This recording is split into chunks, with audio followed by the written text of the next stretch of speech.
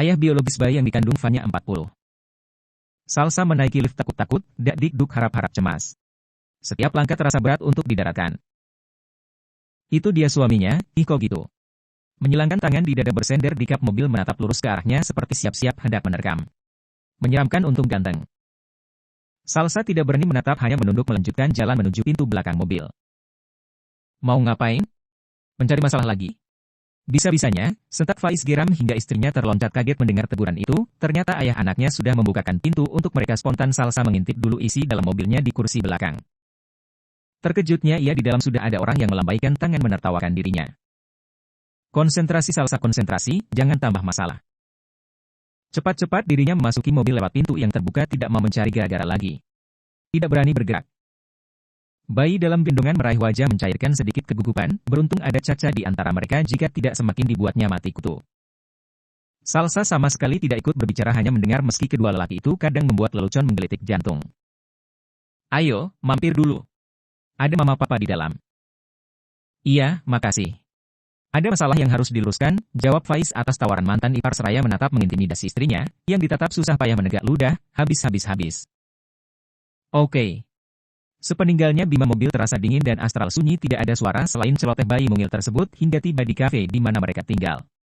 Hening dan semakin hening kala bayi mereka mulai tertidur lelap.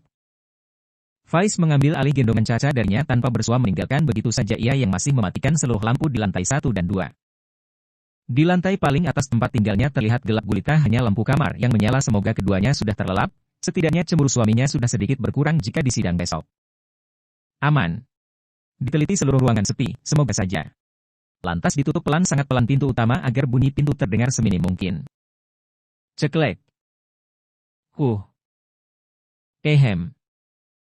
Digigit bibir bawah, ternyata yang ditakutkan sudah berdiri di belakang menangkap basahnya lagi.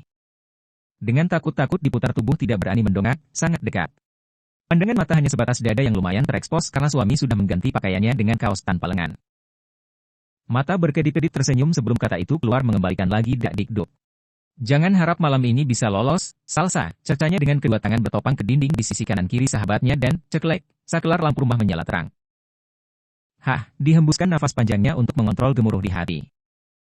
Tangan kanan menyisir rambut ke belakang sebelum menggandeng lengan istri untuk diajak duduk di sofa. Lalu, diputarlah tubuhnya agar bisa duduk menghadap ke arah Salsa mengintimidasi. Kamu itu sudah menikah, Sa. Kamu sudah menjadi milikku. Terserah, dulu kamu mau ganti beberapa cowok, terserah. Setiap hari pun terserah, tapi sekarang, jangan harap. Hatiku sudah aku serahkan ke kamu semua, jangan harap kamu bisa main-main. Punya mata itu dijaga. Mata ini milik aku, Sa. Cuma boleh melihat aku, mengerti? Tekannya sembari kedua telapak tangan menangkup wajah sahabat supaya mendongak ke atas, menyatukan lagi mata untuk kedua kali. Bandel. Salsa meringis mengangguk memperlihatkan wajah manjanya yang selalu mampu meluluhkan emosi pria di depannya. Sepertinya cinta kita perlu dicas, kamu mulai nakal. Malam minggu nanti aku jemput di rumah ayah. Caca kita titipkan saja ke Mas Aris. Dijatuhkan dengan suaminya yang bertengger di atas pundak begitu saja mendengar ucapan Faiz barusan. Mau kemana? Tanya Salsa antusias. Diremas gemas wajah sahabatnya yang mendongak senang, luruh sudah cemburu dan amarah yang tadi menguasai gara-gara wajah ini. Terserah kamu mau kemana. Yang penting besok kamu jam 4 harus sudah dandan yang cantik, sambut kedatangan suamimu ini. Tinggal 5 hari lagi. Keesokan paginya, Farel sudah menenteng berbagai macam makanan untuk mereka semua sebelum nanti memutuskan pulang berganti baju. Ini Fen, aku beli nasi pecel kesukaan kamu. Putri Pak Darmawan mengerutkan kening, dari mana ia tahu kalau ia suka makanan itu? Aku tahu semua tentang kamu, meski aku baru muncul bukan berarti aku melepaskanmu begitu saja. Bisa ditebak. Kamu, makan ya? Tidak dijawab, ya sudah, mungkin dia masih gengsi, tidak apalah, semoga saja nanti setelah dia pergi Fanya mau memakan. Aku pulang sebentar nanti kesini lagi, mungkin siang. Masih ada yang diurus buat masa depan kita dan Aska. Fanya yang mendengar langsung mual, kapan sih orang ini segera pergi? Bu, saya pulang sebentar dulu. Iya, hati-hati.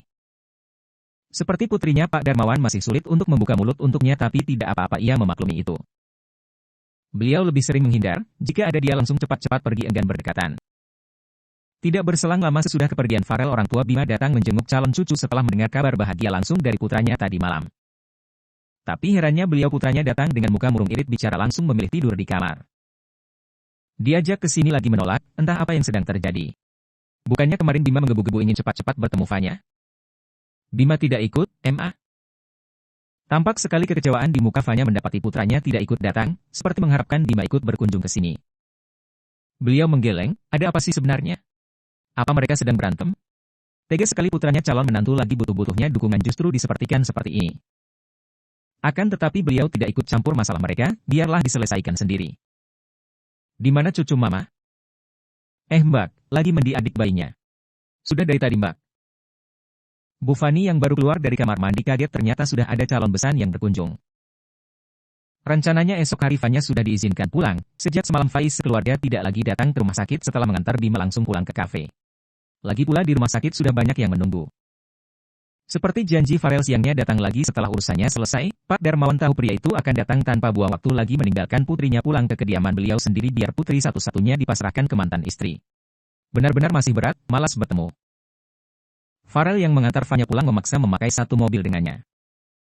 Bu Fani tidak ikut campur percakapan mereka karena pria itu ternyata lelaki yang lumayan keras kepala dan memaksa. Meski putrinya sudah terus mengumpat dan menolak tetap kalah dengan kemauan pria tersebut, bagi beliau terpenting saat ini ingin segera sampai di rumah terserah pakai mobil siapa. Kasihan cucunya jika terus-terusan di luar mendengar perdebatan orang tuanya hanya karena masalah mobil. Jangan ikut. Ingat ya, kita bukan muhrim, sengat Fanya terus-menerus. Kalau aku gak boleh ikut, mobil gak bisa jalan Fanya.